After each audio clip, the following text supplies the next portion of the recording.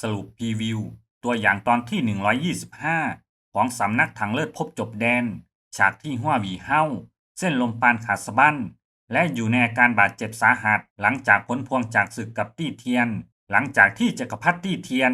สิงร่างและต่อสู้กับเย่ชีชุย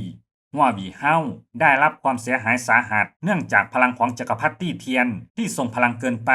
จนทำให้ร่างกายของเขาแตกออกและเส้นลมปานทั้งหมดขาดสะบั้นและเมื่อเย่ชีชุยหวาดกลัวการรวมพลังของจักรพรรดิตี้เทียนและฮั่วหวีเฮาเธอได้หลบหนีไปจากนั้นเหล่าสหายจาก7ประหลาดสื่อไลเคอร์ต่างเข้ามาดูอาการและพบว่าฮั่วหวีเฮาร่างอาบเลือดอยู่ในหลุมขนาดใหญ่มีเพียงลมหายใจแผ่วเบาเพียงหยดเดียวเหลืออยู่เหล่าสหายต่างกังวลแต่ก็ไร้หนทางพวกเขาขอความช่วยเหลือจากเหล่าราชจินนามพรหมยุทธ์แห่งจักรวรรดิสุริยันจันทราที่มาด้วยซึ่งพวกเขายืนยันว่า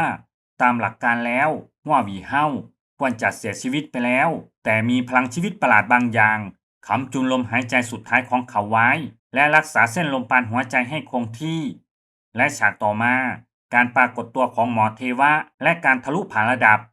ในช่วงวิกฤตนั้นใต้ห้าวในยุคเสือขาวได้เรียกหวังเซียนราชจินนามพรหมยุทธ์หมอเทวะผู้ครอบครองจิตวิญญาณแห่งการรักษาของจักรวรรดิซิงหลัวให้มาช่วยรักษาหวังเซียนได้รับฉายาว่าราชจินนามพรหมยุทธ์หมอเทวะที่มีวิญญาณยุทธเทวทูตแห่งการรักษาเป็นหนึ่งในปรมาจารย์วิญญาณสายรักษาที่แข็งแกร่งที่สุดในยุคปัจจุบันหลังจากตรวจดูนางพบว่าอาการบาดเจ็บของฮั่วหวีเฮาแปลกประหลาดมากแม้เส้นลมปานจะขาดสะบั้นแต่อวัยวะหลักยังสมบูรณ์และรอยขาดอยู่ในสภาวะแข็งตัวเลือดไม่ไหลออกและมีความสามารถในการฟื้นฟูตนเองที่แข็งแกร่งหวังเซียนตัดสินใจว่าฮั่วหวีเฮาไม่จำเป็นต้องรับการรักษาจากภายนอกมากเกินไป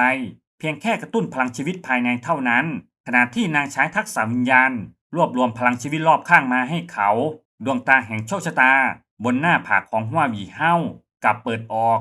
และดูดกลืนพลังชีวิตของหมอเทวะอย่างบ้าคลั่งแต่สิ่งที่น่าประหลาดใจคือพลังชีวิตที่บริสุทธิ์ที่สุดภายในฮั่วหวีเฮากลับไหลย้อนกลับไปให้แก่หวังเซียน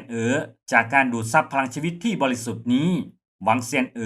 ได้ทะลุคอขวดที่ติดมานานหลายปีพลังวิญญาณจากระดับที่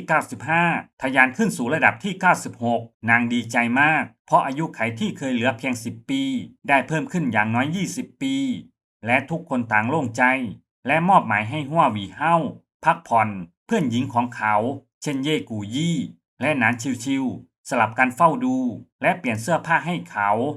โดยมีถังอู่ถงดูแลช่วงเวลากลางคืนทั้งสองคนสารภาพว่าแอบรักฮั่วหวีเฮาอย่างไรก็ตามทั้งคู่ทราบดีว่า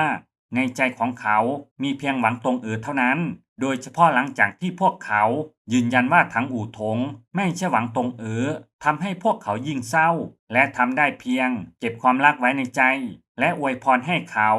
ทั้งอู่ถงได้ยินบทสนทนานี้จากนอกประตูและหัวใจของเธอก็เริ่มสั่นไหวขอบคุณครับสำหรับการติดตามรับชม